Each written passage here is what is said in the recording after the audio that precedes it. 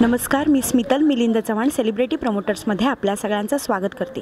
सध्या कलर्स मराठीवर दुर्गा या नावाची नवीन मालिका आपल्या भेटीला आली आणि त्या मालिकेतील दादासाहेब मोहिते म्हणजेच आपल्या सगळ्यांचे राजेंद्र सिरसटकर सर यांच्याशी आपण आता गप्पा मारणार आहोत। नमस्कार सर, कसे आहात? मस्त मस्त, बोला। तुमच्याकडे बघून असा जो रुबाब एकदम दरारा वाटतोच आहे तुमच्या भूमिकेबद्दल, काही हरकतच नाही आहे। काय सांगाल तुमच्या या भूमिकेबद्दल? दादासाहेब मोहिते हा एक राजकारणी आहे, पण राजकारणाबरोबर त्याची एक फॅमिली पण आहे आणि राजकारण, घरातलं राजकारण, फॅमिलीतलं राजकारण, बाहेरचं राजकारण, असं सगळं राजकारण त्याच्यातनं तो कसा मार्ग काढतो। त्यात दुर्गाच्या फॅमिलीवर त्यांनी काहीतरी केलेलं आहे, त्याचा बदला घ्यायला दुर्गा आलेली आहे। अशा सगळ्यातून हा कसा बाहेर येईल ही गोष्ट आहे। बरं, आता तुम्ही म्हणालात की तुम्ही एक राजकारणी आपल्याला बघायला मिळतात, तर कुठेतरी निगेटिव्ह शेड आहे आपल्या ह्या कॅरेक्टरला, तर फक्त आम्हाला निगेटिव्ह शेड तुमच्याकडून बघायला मिळणार आहे की अजून काही शेड्स आहेत या तुमच्या कॅरेक्टरला? या कॅरेक्टरला फक्त निगेटिव्ह शेड नाही आहे, मी तेच ही फॅमिली आहे, या फॅमिलीमधला एक ड्रामा आहे की त्याचा एक मुलगा त्याच्यासोबत राहत नाही, त्यांनी त्याला घरातून बाहेर काढलेला आहे। पण घरातून बाहेर काढला म्हणजे असं नाही की त्याचं लक्ष नाही आहे, त्याला माहिती आहे त्याचा मुलगा कुठे जातो, काय करतो, त्याचं लक्ष ठेवून येतो, तो यावा ह्यासाठीही तो प्रयत्न करतोय। त्याचं दुसऱ्या मुलाबरोबरचं असलेलं नातं, पहिल्या मुलाबरोबर असलेलं नातं, ही कुठेतरी डिस्टर्ब फॅमिली लाईफ आहे। त्यात बायकोबरोबर असलेले त्याचे तणावपूर्ण संबंध, तेही फार चांगले नाही आहेत आणि ते का नाही आहेत चांगले त्याचंही कारण आहे ह्याच्यामध्ये।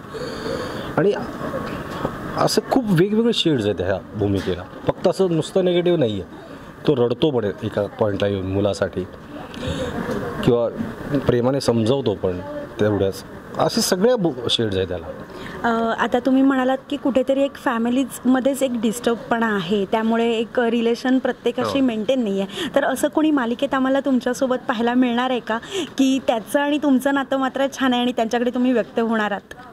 नाही, अजून तरी कोणी नाही आलं असं, पण हां, चिडाचिड, रागवणं हे सगळं झालं आणि तो त्यांनाच सांगतो की मी असं का आहे, म्हणजे मला तू चुकीचं नको समजू, मी हे कशासाठी केलं ते तुझ्या चांगल्यासाठी केलं होतं आणि हे तू जेव्हा बाप होशील ना तेव्हा तुला कळेल माझं काय म्हणणं होतं ते, असं एक वाक्य आहे त्याच्यामध्ये। ओके, तुमचा हा पूर्ण खूप छान असं दिसताच आहे, तुमची भूमिका एकदम भारी वाटते, तुमच्या लुककडून सगळं एकदम एनर्जी येते बघून देखील। पण तुमच्या ड्रेसमधलं किंवा कॉस्ट्यूममधलं तुम्हाला आवडणारी अशी पर्टिक्युलर कोणती वस्तू आहे? मला हे आवडलं लॉकेट आणि ही अंगठी आवडली। येस, मस्त छान वाटतंय। आणि अजून मला विचारायला आवडेल की ही जेव्हा भूमिका तुमच्यापर्यंत पोहोचली, आता तुम्ही अनेक भूमिकांमधून आमच्या रसिक प्रेक्षकांना खूप चांगलं मनोरंजन केलाच आहात, तर ही भूमिका जेव्हा तुमच्याकडे आली तेव्हा तुम्ही काय अभ्यास केला होता त्या भूमिकेबद्दल, किंवा काही ठरवलं होतं का? कारण नाही म्हटलं तरी 10-12 वर्षांनी तुम्ही मालिकेमध्ये परत आलात। पण मी मालिकेमधला म्हणजे अभिनय आणि किंवा ह्याच्यातला असं काही मी फरक नाही मानत, आपलं एक जनरली असतं। हां, फक्त ते दादासाहेब मोहिते हा माणूस, हे कॅरेक्टर का असं आहे, का असं वागतोय, ह्याचा अभ्यास मी नक्कीच केला होता। कारण इट्स अ ह्युमन सायकोलॉजी की कुठल्याही गोष्टी तुम्ही जेव्हा वागता त्याला एक त्याच्यामागे एक कारण असतं, उगाच कोणी रिॲक्ट नाही होत, तर ती कारणं मी शोधून काढली होती की त्याच्यामुळे हे सगळं झालं आहे आणि तो अभ्यास मी केला होता आणि ते मी आणण्याचा प्रयत्न केला आहे। ओके, आणि हा जो विषय आहे तो कुठेतरी आम्हाला असं प्रोमोमध्ये देखील आम्ही बघितला की दुर्गा, आणि खूप असं वेगळी स्टोरी दिसली आम्हाला त्या प्रोमोमध्ये, तर त्या विषयाबद्दल तुम्ही काय सांगाल? नाही, मी तेच सांगितलं ना की 12 वर्षानंतर सिरियल करण्यामागचं कारणच येतं की ह्याची गोष्टच वेगळी आहे, या गोष्टीला एक सुरुवात आहे, मध्य आहे आणि याचा शेवट ठरलेला आहे। हे आम्हाला माहीत असल्यामुळे उगाच त्याचे चालले म्हणून असं नाही घडणार आहे। आणि ही चांगली गोष्ट जी आहे, म्हणजे इतर सिरियल्स आता मला माहिती नाही त्यांचं काय असतं, पण ह्या सिरियलचा शेवट ठरलेला आहे की कधी संपवायची, आणि जेव्हा शेवट ठरलेलं असतं ना तेव्हा तुम्हाला चांगलंच करावं लागतं, हे संपवायची गोष्ट ह्या पॉईंटला येऊन। त्यामुळे जे चांगलं आहे ते, आणि आम्ही आता जेवढं काही एपिसोड शूट केलेत करताना मजा येते, हे सगळ्यात महत्त्वाचं। आणि मला एकट्यालाच नाही, आम्ही जेव्हा सगळे डिस्कस करतो तेव्हा तुम्हाला मजा आली करताना, जेव्हा मजा येते एक पॉझिटिव्हिटी सेटवरती राहते आणि ती तुमच्या कामातून दिसते। आणि चांगली दिसतात असं. कोणतंही काम करताना एक सेटवर पॉझिटिव्हिटी असावी, त्याशिवाय काम पुढे जात नसतं. तर असं सेटवरचं काही तुमचं वातावरण किंवा आता ऑनस्क्रीन आम्ही तुम्हाला बघणारच आहोत, तर ऑनस्क्रीन तुमचं कसं बॉन्डिंग आहे सगळ्यांशी किंवा काय आहे सांगा आम्हाला. माझ्याशी सगळ्यांचं चांगलं बॉन्डिंग आहे, कारण मी जरी असा दिसत असलो किंवा हे असलो तरी सगळ्यात जास्त मस्तीखोर मी आहे. मी खूप मस्ती करत होतो सेटवरती, आणि सेटवरचं वातावरण हलकंफुलकं ठेवणं ही मला असं वाटतं की माझी जबाबदारी आहे.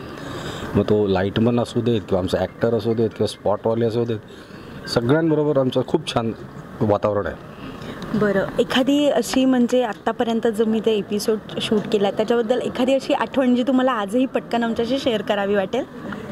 आठवण म्हणजे असं आहे की त्याच्यात एक एपिसोड आहे की ज्याच्यामध्ये तो एक माणूस माझ्या कानफडात वाजवतो. कानफडात मारल्यानंतर तो सीन झाला, आम्ही मास्टर शूट करून झालं होतं, आणि मला लक्षात आलं की सर ह्याने माझ्या कानफडात मारले आणि त्याच्यानंतर मी हे सगळं करणार आहे. तर मला असं वाटतं की ते मारल्यानंतर तो अपमान आधी मला ऑब्झर्व करू दे स्वतःला. मग तो माणूस ऑब्झर्व कसं करतो, तर डोळे बंद करेल तो, आणि आवाज न चढवता शांतपणे त्याला तो धमकी देतो आणि जातो निघतो. आणि हे केल्यानंतर आमचा दिग्दर्शक विशाल मोडवे आहे, कमाल यार, ते करणं महत्त्वाचं असतं, असं त्यावेळेला ते सुचणं. येस, आता जाता जाता आपल्या प्रेक्षकांना तुम्ही काय सांगा? मी प्रेक्षकांना एवढंच सांगेन की आजपासून आमची नवीन मालिका कलर्स मराठीवरती येते, दररोज संध्याकाळी 7:30 वाजता. न चुकता न विसरता पहा. आत्तापर्यंत माझ्या सगळ्या भूमिकांवर तुम्ही जसं प्रेम करत तसंच याही भूमिकेवरती प्रेम कराल हा मला विश्वास आहे. धन्यवाद. येस.